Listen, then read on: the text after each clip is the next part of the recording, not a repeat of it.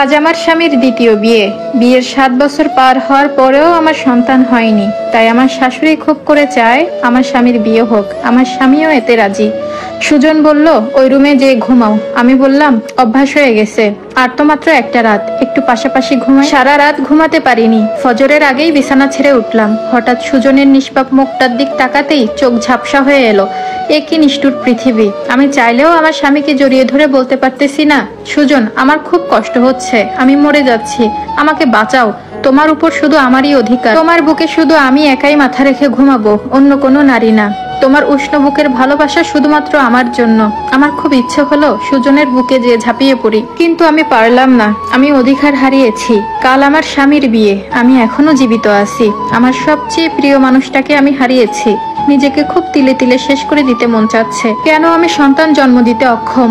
যদি কোনো রকম এই জীবনে বেঁচে যাই, আত্মহত্যার মতো ঘৃণিত কাজ না করে যদি বেঁচে থাকতে পারি, তাহলে হাসরের ময়দানে আমি আমার স্বামীর ভাগ বুঝে নিব। কি সব আবল তাবল বকছি, মাথায় কিছুই কাজ করছে না। টলতে টলতে রান্নাঘরে গেলাম। আজকে সুজনের পছন্দের কিছু রান্না করব, শেষবারের জন্য। রাতে দেখি সুজন রুমে একা একা কথা বলছে। আমাকে দেখেই ফোনটা কেটে দিল। হয়তোবা নতুন বউয়ের সাথে কথা বলছে।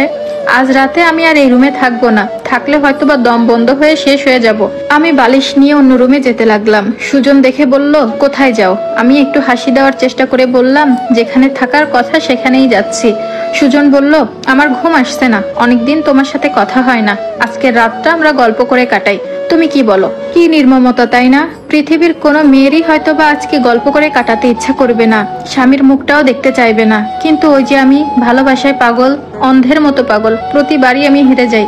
তাই আজকেও সুজনের কথা ফেলার সাহস আমার হলো না। আমি একটা দীর্ঘশ্বাস নিয়ে বললাম, এমন আবদার হয়তোবা এটাই শেষ। কিভাবে ফিরাই তোমাকে বলো? সুজন আমার কথায় কোনো উত্তর না দিয়ে বলল, জানো, মেয়েটা খুব মিষ্টি, মায়াময় চেহারা, ঠিক তোমার মতো কিছুটা মিলে যায়। তোমার মতো শান্তও বটে। কেন যেন এত মানুষের ভিড়ে তোমার মতো আমি ঠিক আরেকজনকে খুঁজে পেয়েছি। এটাও হয়তোবা ভালোবাসা, তাই না?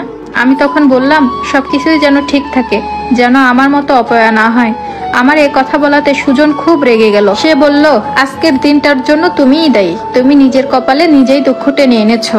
আমি চোখ মুছতে মুছতে বললাম, হ্যাঁ, আমিই দায়ী, আমি অপয়া। সুজন আবারও রেগে গিয়ে বলল, দেখো সুমি, সন্তান না হওয়ার কারণে তুমি পারিবারিক আর সামাজিক প্রেশারটা হয়তোবা নিতে পারতেছিলা না। তাই বলে কথায় কথায় তুমি ঝগড়া হলেই নিজেকে হেয় করো কেন? শেষবার যখন ঝগড়া হয়েছিল, তুমি আমাকে বলেছিলে আমি যেন বিয়ে করি অন্য একটা মেয়েকে, আর না হলে যেন তোমার মরা মুখ দেখি। আমি তোমার মরা মুখ দেখতে চাই না, তাই এত কিছু করা। আমি আর নিজেকে ধরে রাখতে পারলাম না। সুজনকে জোরে জড়িয়ে ধরে কান্না করে বললাম, তুমি কেন বুঝতে পারো না কোনটা আমার মুখের কথা আর কোনটা আমার মনের কথা? সুজন চোখের পানি লুকিয়ে বলল, সবসময় বুঝে নেওয়ার দায়িত্বটা কি শুধু আমার একার ছিল? তুমিও তো কিছুটা বুঝতে পারতে, কিন্তু না।